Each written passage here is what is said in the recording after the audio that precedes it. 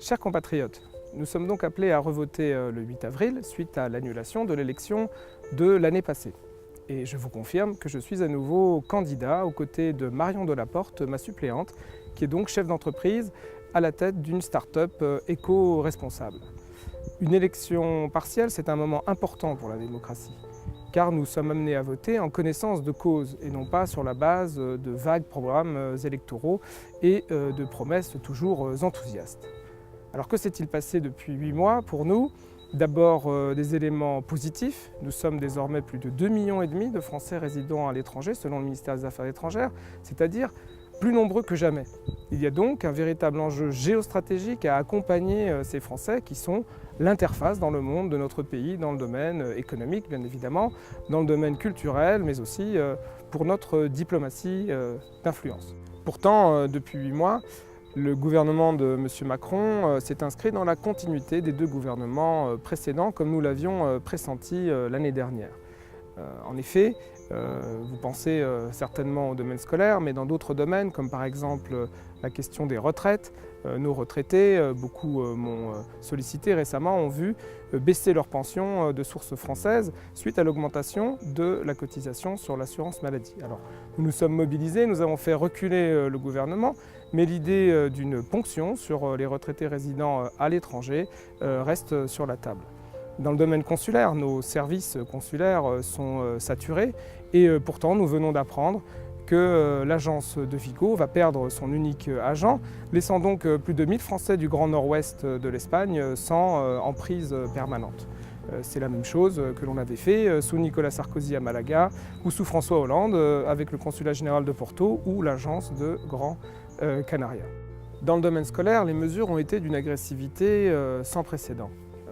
D'un côté, une coupe budgétaire de plus de 33 millions d'euros, à laquelle s'est ajouté 2 millions d'euros de manque à gagner en raison du gel de plus de 100 postes en 2017. Et ceci a plongé l'ensemble de la communauté éducative, les familles, les associations de parents, le personnel d'encadrement et d'enseignement, ainsi que tous ceux qui sont attachés à ce très bel outil que la France a construit depuis plus de 100 ans à l'étranger et qui est un élément central de notre diplomatie d'influence. Et on a l'impression qu'il n'y a aucun plan, si ce n'est celui de faire des économies, puisque d'un autre côté, c'est l'idée même du réseau qui est remise en cause par un plan de suppression de postes. Le ministère de l'économie en avait demandé 1000, ils sont finalement, si je puis dire, que 512, c'est-à-dire la plus grosse vague de suppression d'emplois à l'étranger depuis 10 ans. Alors, ceci a des conséquences évidentes que je vous prédisais l'année dernière. Ce sera donc l'augmentation des frais de scolarité alors que ceux-ci ont déjà fortement augmenté depuis 10 ans et que beaucoup de familles sont amenées à faire un autre choix que le système d'enseignement français, ce qui n'est pas acceptable. En France, au moment même où l'on rogne sur les maigres budgets à destination des Français de l'étranger, le gouvernement a fait plus de 9 milliards de cadeaux fiscaux à nos concitoyens les plus riches, dont 5 milliards ont été redistribués aux 1000 Français les plus aisés. Je ne suis pas sûr que ce soit la meilleure façon de sortir de la crise que de renforcer les inégalités dans notre pays. Du point de vue de l'écologie, on est déçu par la demande du président d'EDF qui veut réouvrir des centrales nucléaires, le fait que l'on ait prolongé les exploitations pétrolières en Guyane et des projets de mines, et puis un rapport récent commandé par le gouvernement incite à la suppression du réseau ferroviaire secondaire en France au profit du bus, comme dans la fameuse loi Macron de 2017. Depuis 8 mois, de notre côté, nous sommes donc restés dans la circonscription, contrairement à toutes les candidatures des vieux partis qui ont disparu aussi vite qu'elles étaient arrivées.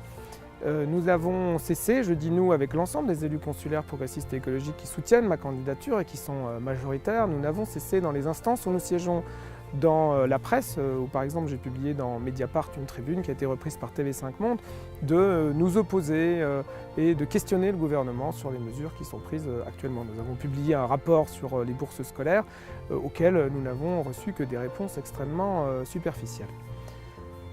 Je me demande quel sera donc le message pour le gouvernement dans une législative partielle si vous décidez de revalider une candidature de La République En Marche.